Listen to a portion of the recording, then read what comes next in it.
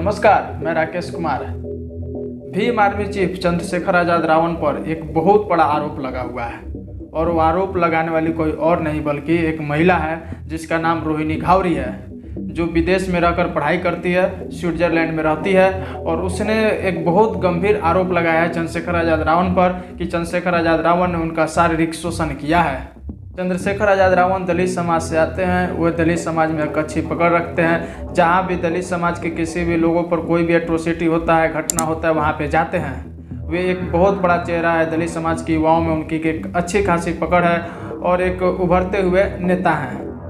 उन पे ये आरोप लगना एक अपने आप में बहुत बड़ी बात है। रोहिणी घावरी ने 9 दिसंबर 2023 को ट्विटर पर ट्वीट करके लिखा, अब मेरा समाज बताए गलत कौन था, मैं या वो। मेरी हंसती खेलती ज़िंदगी में एक रोता हुआ आदमी आया जिसने रात भर मुझे अपनी दर्द तकलीफ संघर्ष की कहानियाँ सुनाई। उसे कभी अपनी ज़िंदगी में वो प्यार नहीं मिला जिसकी वो तलाश में था, कभी खुश नहीं था, अकेला था जीवन में। हर दिन यह एहसास कराया कि उसे और उस आंदोलन को सफल बनाने में उसे मेरी जैसी बुद्धिजीवी महिला की सबसे ज़्यादा ज़रूरत है। मैंने उसे वो समझाया कि यह रिश्ता गलत है, लेकिन वो बोलता रहा कि यह लोग दो ताकतों को एक नहीं होने देना चाहते हैं, इसलिए किसी की मत सुनो, सिर्फ मुझ पर विश्वास करो, मैं हमेशा तुम्हारे साथ रहूँगा। मैं भी अपनी विदेश की ज़िंदगी, अपनी खुशियों को छोड़कर उसकी हमदर्द बन गई, उसकी हर बात मानने लगी, उसके संघर्ष की साथी बन गई। अपनी इज्जत मान सम्मान सब दांव पर लगा दिया। सोचा यही कुर्बानी होगी मेरी अपनी समाज के लिए। उसका हर तरीके से साथ देने लगी। सब ने मना किया था कि धोखा मिलेगा, लेकिन मैंने किसी की नहीं सुनी, सिर्फ उसके लिए जीने लगी। फिर एक दिन वो आदमी मुझे बीच रास्ते में छोड़ धोखा दे के चला जाता है। मैं समझ ही नहीं पाई यह सब मेरे साथ क्यों हुआ। मेरी कोई गलती नहीं थी। मैं डिप्रेशन में चली गई। मैं पहली बार अपने घर से दूर विदेश अपने सपने पूरे करने आई थी, कुछ बनने आई, लेकिन इस एक हादसे ने मुझे पूरी तरह तोड़ दिया। उसने मुझे अपनी ताकत का एहसास कराया कि वो मर्द है, कुछ भी करेगा, लेकिन समाज उसे अपनाएगी, अपना नेता बनाएगी, प्यार इज्जत देगी। लेकिन एक औरत बदनाम होगी, उसे सबके ताने सुनने होंगे। इस रिश्ते में मैंने अपना सब कुछ खो दिया। लोग गंदा गंदा बोलते रहे, मैंने सबकी सुनी।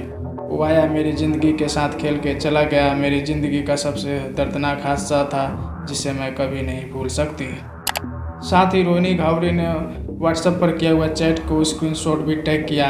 रोहिणी घावरी एक दलित समाज से आती हैं जिनके पिता एक सफाई कर्मी हैं। आपको हम बता दें कि चंद्रशेखर आज़ाद रावण 2022 में जब योगी के खिलाफ चुनाव लड़े तो उस समय उन्होंने अपने हलफनामा में बताया था कि उनकी शादी हो चुकी है। उससे पहले चंद्रशेखर आज़ाद रावण ने नहीं बताया था कि उनकी शादी हुई है। मैंने कुछ इंटरव्यू में भी देखा था, उन्होंने कहा था कि उनकी शादी नहीं हुई है। ये आरोप काफ़ी गंभीर है कि चंद्रशेखर आज़ाद रावण ने उन्हें शादी का झांसा दिया हुआ है। इस ट्वीट से यही प्रतीत होता है कि चंद्रशेखर आज़ाद रावण ने रोहिणी घावरी को शादी का झांसा दिया है।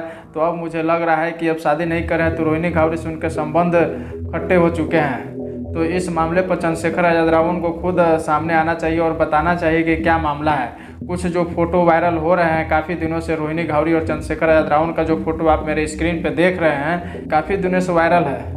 इस चंद्रशेखर आज़ाद रावण और रोहिणी घावरी के बीच के संबंध को नकारा नहीं जा सकता है। चंद्रशेखर आज़ाद रावण खुद अपनी एक पार्टी बनाए हुए आज़ाद समाज पार्टी कांशीराम। क्या कांशीराम साहब के आदर्शों पर चंद्रशेखर आज़ाद रावण चल रहे हैं? कांशीराम साहब का कुछ संकल्प था, क्या उन संकल्पों पे चल रहे हैं? कांशीराम साहब ने पहला संकल्प लिया था कि वो घर कभी नहीं जाएंगे, अपने घर गृहस्थी कभी नहीं बसाएंगे। क्या चंद्रशेखर आज़ाद रावण उन संकल्प को पूरा कर रहे हैं?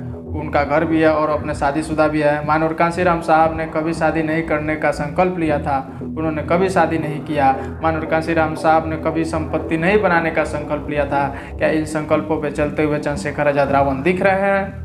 बहुत कठिन हो जाता है मानव कांशीराम साहब की तरह बन के दिखाना। बाबा साहब डॉक्टर भीमराव अंबेडकर को दलितों का मसीहा कहा जाता है, लेकिन बाबा साहब डॉक्टर अंबेडकर के बाद जो दूसरा अंबेडकर है वो कांशीराम साहब ही थे। उत्तर भारत में बाबा साहब को लाने वाले कांशीराम साहब ही थे, वरना बाबा साहब को महाराष्ट्र के अलावा मुझे नहीं लगता है किसी स्टेट में लोग जानते थे। मानव कांशीराम साहब महाराष्ट्र में नौकरी करते थे, फिर अपना मूवमेंट यूपी में चलाया, तो उत्तर भारत में बाबा साहब को लोग जाने।